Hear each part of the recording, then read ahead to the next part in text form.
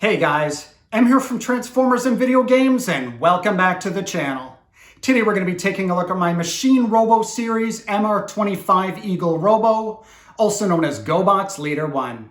So sit back and relax, subscribe to the channel, hit that like button, and let's get right into this.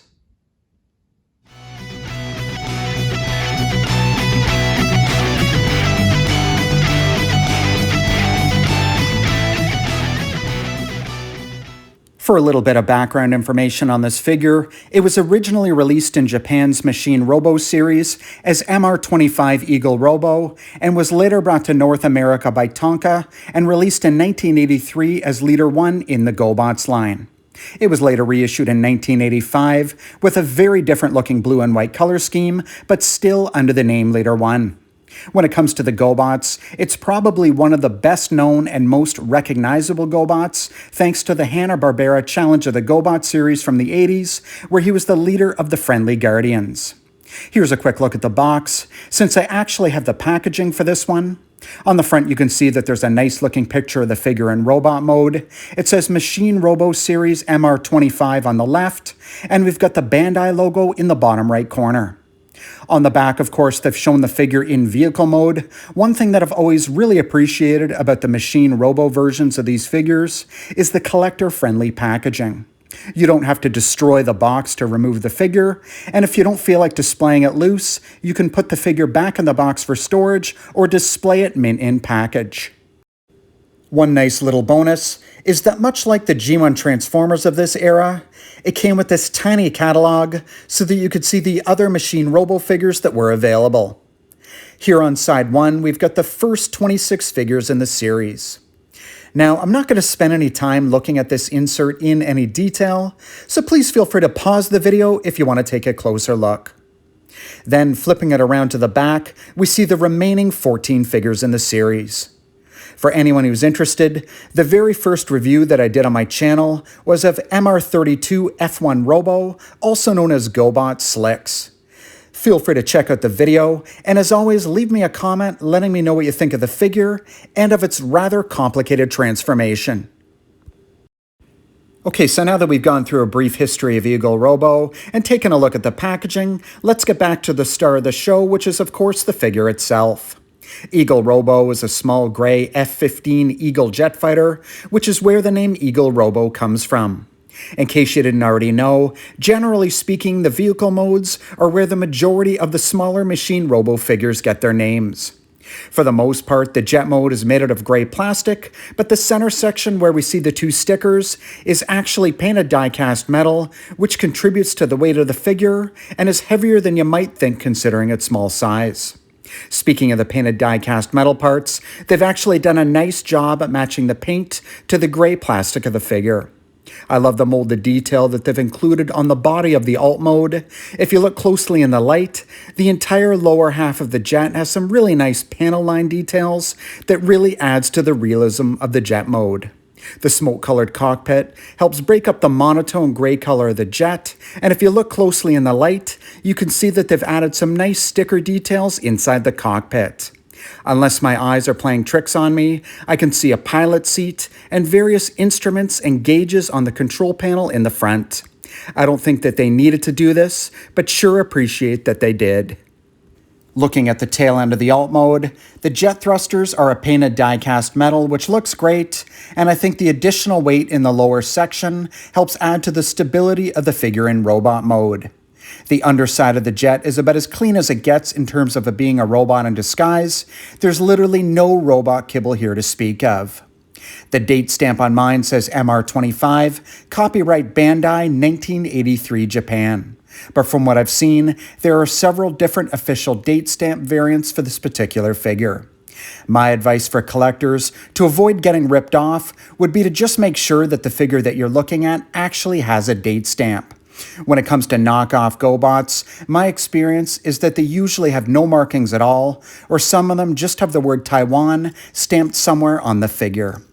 As you can see, there are 4 plastic wheels which all roll quite nicely and give the figure excellent stability in jet mode, but if I'm being honest, I would have much preferred if they'd given it 3 wheels instead of 4.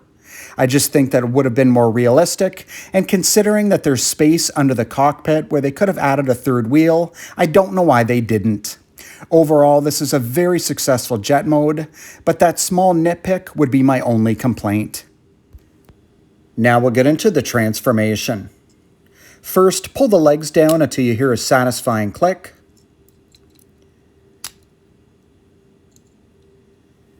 Then fold the wings back. Next, rotate the horizontal stabilizers on each leg 90 degrees. Pull the sides of the jet next to the cockpit down to form the arms of the robot. Then fold back the cockpit to reveal the robot head, and that's it for the transformation.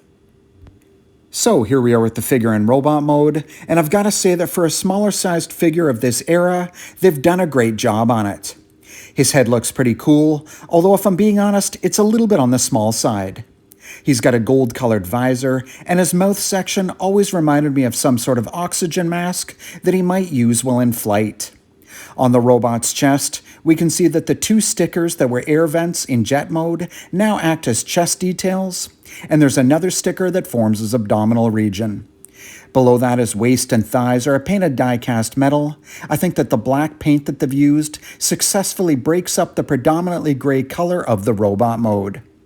I like the fact that his shoulder and bicep sections are larger than his forearms, and they've actually molded in some fist details. Even his legs have some shape to them, and the vertical stabilizers double as feet in robot mode. Flipping it around to the back side of the figure, it's nearly as clean in robot mode as it was in jet mode. The nose cone does form a bit of a tail that's visible from the front, but I think that can be easily forgiven considering the size and cost of the figure at the time. Eagle Robo doesn't come with any accessories, so there's no worry about losing anything or buying an incomplete specimen on the secondary market. Overall, I think they did a nice job with the robot mode. Again, the head is a little bit on the small side, but generally speaking, it's fairly well proportioned and looks great. When it comes to articulation, the arms will move up and down on a pin joint, and they'll also rotate a full 360 degrees on a separate shoulder joint. By today's standards, it's not much, but back in the 80s, it was perfectly acceptable. Here's a quick look at Eagle Robo next to my 1985 blue variant of Leader-1 in robot mode. As you can see, the gray parts have been changed to either blue or white, and the stickers on his chest and waist have been updated to this red and yellow star pattern, which I think works surprisingly well for the figure. Here they are next to Bike Robo and Psykill. I think that the four of them look absolutely fantastic together, but in retrospect, I wonder why they didn't try and work these repaints into the challenge of the GoBots animated series. I'm sure that treating them as new characters would have helped sell a lot more figures back in the 80s. And last but not least, here they are next to one another in jet mode. I think that the gray version looks a lot more like a real-life F-15 fighter jet due to its more traditional color scheme, but the blue and white repaint looks really good too. I think that the yellow star stickers on the wings really pop, and they tie in nicely to the new stickers that we looked at in robot mode. Okay guys, I think it's time to wrap this one up. So in conclusion, does a Machine Robo series MR-25 Eagle Robo or GoBots Leader-1 belong in your collection? In my opinion, it absolutely does. If you're interested in picking up one of these figures, one thing to watch out for would be droopy wings in jet mode. Since the wings are held in place by friction, unfortunately they tend to lose tension and droop over time, and that has a definite impact on how it displays in jet mode. The other thing to watch out for would of course be knockoffs. I mentioned earlier that Machine Robo knockoffs generally either have no date stamp, or some of them just have the word Taiwan stamped somewhere on the figure. Here's a couple of examples. You can see that the official version of Road Ranger on the right has a date stamp that says MR-18 Bandai 1983, and on the left we've got a knockoff version with no markings at all. The other example is Dive Dive. On the left, the official version says MR-33 Bandai 1985 Japan on the bottom of the robot feet, and the KO version simply says Taiwan in the same place. I say this in just about every one of my Machine Robo reviews, but there's a significant difference in quality when it comes to the official versions of the figure.